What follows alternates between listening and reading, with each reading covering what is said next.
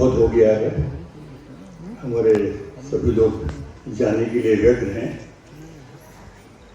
लेकिन मैं अपनी एक बात कहना चाहता हूँ। हमारे वरिष्ठ नागरिक महासंघ के अध्यक्ष श्यामपाल जी ने बात कह दी है, फिर भी पवन जी यहाँ पर बैठे हैं, हम ये बात कहना चाहते हैं कि लगातार समाज कल्याण विभाग असीम अरुण जी के नेतृत्व में बहुत तेजी से काम कर रहा है, इसमें कोई शक नहीं। बहुत प्रसन्नता की बात है, लेकिन उन तमाम प्रयासों के बावजूद जो काम बहुत तेजी से होना बाकी है कि हमारी नीति और नियमावली के बावजूद हमारे वरिष्ठ जन जो पूरे प्रदेश में हैं उनमें वो जागरूकता नहीं है, उनको नहीं मालूम है कि उनको सरकार की तरफ से क्या क्या फायदे क्या क्या लाभ मिलते हैं।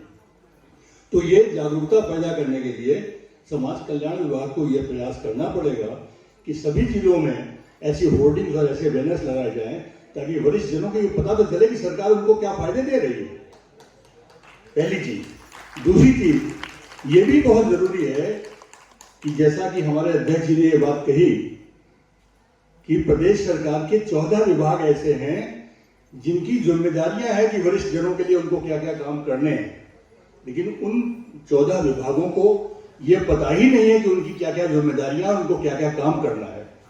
तो दूसरी जरूरी बात यह है कि हमारे समाज कल्याण विभाग के द्वारा ये सभी लोगों को जानकारी दी जाए, जबकि हमारा वरिष्ठ नागरिक महासमिति हमारी सभी 14 विभागों को अलग अलग पत्र ज्ञापन दे चुकी है, समाज कल्याण विभाग को दे चुकी है, समाज कल्याण मंत्री जी को दे चुकी है, सबको हम दे चुके हैं। लेकिन हम चाहते हैं कि समाज कल्याण विभाग जब तक उसमें अग्रणी भूमिका नहीं निभाएगा तो वो 14 विभाग जिनको अपनी जिम्मेदारियां निभानी है वरिष्ठ जनों के लिए, उनको पता कैसे चलेगा, वो काम आगे करेंगे कैसे। तो जरूरी यह है कि उसकी भूमिका हमारे समाज कल्याण विभाग को प्रारंभ करनी पड़ेगी। मैं आज के प्रथम सत्र में हमारे मुख्य अतिथि नहीं है, विशेष अतिथि नहीं है, मैं उनको बहुत बहुत धन्यवाद देता हूँ कि वो यहाँ इतनी बड़ी सभा में इतना समय दिया, उन्होंने बहुत अच्छा उन्होंने अपना व्याख्यान दिया और जो हमारे लिए लाभप्रद है उनका बहुत बहुत धन्यवाद। अभी इस दूसरे सत्र में भी मंच पर आसीन हमारे अतिथिगण जो थे, जो अब नहीं हैं, जा चुके हैं, हमारी माननीय विद्याविंदु सिंह जी, हमारे डॉक्टर अभिषेक शुक्ला जी, हमारे जागरण के आशुतोष शुक्ला जी जा चुके हैं, उनका भी बहुत बहुत धन्यवाद कि उन्होंने बहुत समय दिया। आशुतोष शुक्ला साहब हैं नहीं, वरना उनको याद दिलाता कि 70 के दशक में हम दैनिक जागरण से जुड़े थे कानपुर में, जब उसके प्रधान संपादक हरि निगम जी हुआ करते थे और साप्ताहिकी देखा करते थे विजय किशोर मानव जी। तब से मैं जागरण से जुड़ा हूँ और हमारे यात्रा संस्मरण प्रकाशित होते थे 70 के दशक में। मैं पर्वतारोहण से जुड़ा हुआ हूँ, उसकी बात कर रहा हूँ। मैं बहुत बहुत धन्यवाद देना चाहता हूँ सर्वेश अस्थाना जी को। इनके बड़े भाई मेरे कुलीग थे, मेरे छोटे भाई की तरह थे, राजीव। बहुत बहुत धन्यवाद, आपने बहुत अच्छा अपना जो भी प्रस्तुतिकरण दिया आपका, बहुत सबके मन को छू गया। मैं धन्यवाद देना चाहता हूँ इंदु सुभाष जी का, जिन्होंने अपने व्यवहारिक धरातल पे जो उनके अनुभव थे उनको शेयर किया उन्होंने। मैं धन्यवाद देता हूँ अपने अध्यक्ष जी को भी, जिन्होंने बहुत अच्छा व्याख्यान दिया और जो सरकार को संदेश देना चाहते थे वो भी दिया उन्होंने, और जो हमारे सभा कक्ष में बैठे हुए लोग हैं उनको भी जो उन्होंने संदेश दिया वो बहुत लाभप्रद था। हमारे जो निदेशक पवन कुमार जी बैठे हैं, उन्होंने आश्वासन दिया है कि जो भी चीज़ें हम वो कर सकते हैं वो करेंगे, और अपना एक छोटा सा नंबर भी देने की बात की है कि वो हम लोग सभी लोग उनसे संपर्क कर सकते हैं अगर किसी को कोई ज़रूरत है, तो उसके लिए वो आगे प्रतिबद्ध हैं कि उस काम को करेंगे।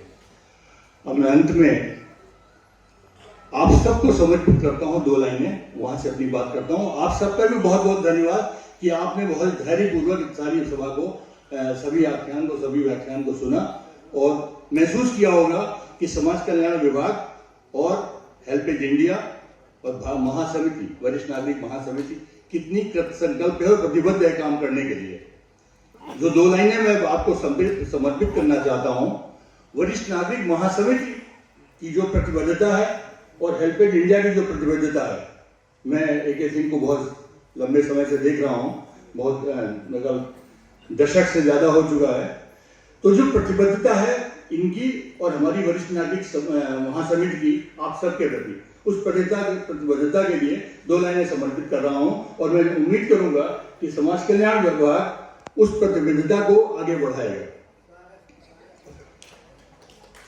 अगर उम्मीदें उधड़ जाएं, अगर उम्मीदें उधड़ जाएं तो मेरे पास चले आना।